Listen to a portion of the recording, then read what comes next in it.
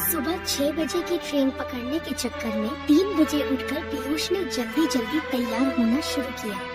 अभी वो अपने कमरे से निकलकर बाहर आया ही था तो देखा मम्मी खाना बना रही थी।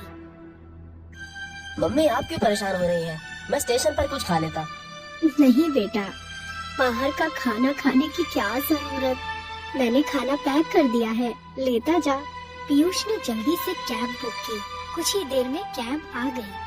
उसने जल्दी से मम्मी के पैर छुए और स्टेशन के लिए रवाना हो गया। टाइम से पहुंचकर पीयूष को बहुत सुकून मिला। समय पर गाड़ी चल दी। पीयूष अपना सामान सेट करके बैठ गया। धीरे धीरे गाड़ी में बैठे लोग एक दूसरे से बातें करने लगे। पीयूष को भूख लगी तो अचार के साथ पराठे निकालकर खाने लगा। मम्मी के हाथ के पराठे खाकर और चाय पीकर तो मजा आ गया। उसके बाद वो बाहर के नज़ारे देखने लगा। पीयूष बहुत खुश था। वो जा रहा था अपनी बहन को लेने। तभी पापा का फोन आ गया। बेटा अच्छे से बैठ गया ना ट्रेन में? कोई परेशानी तो नहीं हुई? हाँ पापा, आप चिंता मत करो, सब ठीक है। शाम होते होते ट्रेन लेट हो गई। उसी स्टेशन पर रात को 10 बजे पहुंचना था, लेकिन ट्रेन 4 घंटे लेट चल रही थी। पीयूष को चिंता होने लगी, अगर ट्रेन रात 2 बजे पहुंचेगी, क्या उस छोटे से स्टेशन पर रुकना सही रहेगा? इसी चिंता में बैठा था कि मम्मी का फोन आ गया।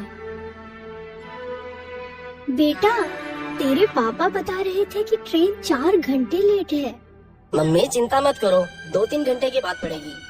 स्टेशन पर वेटिंग रूम तो होता ही है, वहाँ रुक जाऊंगा। फिर सुबह 6 बजे तो सवारी मिल ही जाएगी गांव के लिए। रात को 2 बजे पीयूष को ट्रेन ने एक छोटे से स्टेशन पर उतार दिया। ठंड से उसकी हालत खराब हो रही थी। पूरे स्टेशन पर कोई भी नहीं था।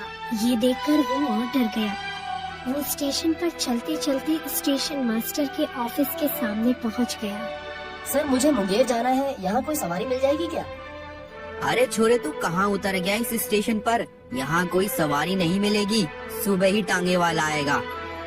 सर, यहाँ वेटिंग रूम तो होगा ना? यहाँ कोई वेटिंग रूम नहीं है, छोटा सा तो स्टेशन है। अच्छा, तो सर क्या मैं यहाँ एक कोने में रुक सकता हूँ? नहीं, हम यहाँ किसी को रुका नहीं सकते ऐसे।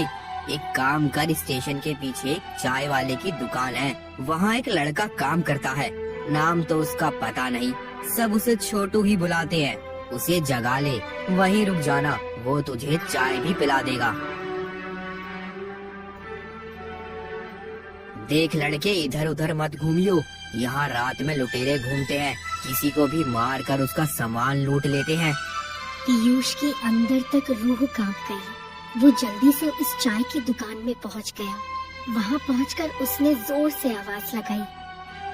कौन हो साहब, क्या चाहिए? कोई बात नहीं है, ये चाय की दुकान कौन चलाता है? अपने मालिक को बुलाओ जरा। मालिक तो सुबह ही आएंगे और कोई नहीं है यहाँ। अच्छा, मुझे यहाँ पर कुछ देर रुकना था, सुबह तक चला जाऊंगा। ठीक है साहब, अंदर सामान रख दीजिए, चाहे तो वहीं सो लीजिएगा। तू यहाँ नौकरी करता है? हाँ साहब, चाय पियेंगे क्या? हाँ बना ले। सुन, अपने लिए भी बना लियो, पैसे मैं दे दूंगा। थोड़ी देर में वो भी अंदर आ गया। चाय देकर वो एक कोने में बैठकर पीने लगा। तुझे यहाँ अकेले डर नहीं लगता? नहीं साहब, यही मेरा ठिकाना है, मैं बचपन से यहीं रहता हूँ। लेकिन मैंने सुना है यहाँ पर लुटेरे घूमते रहते हैं।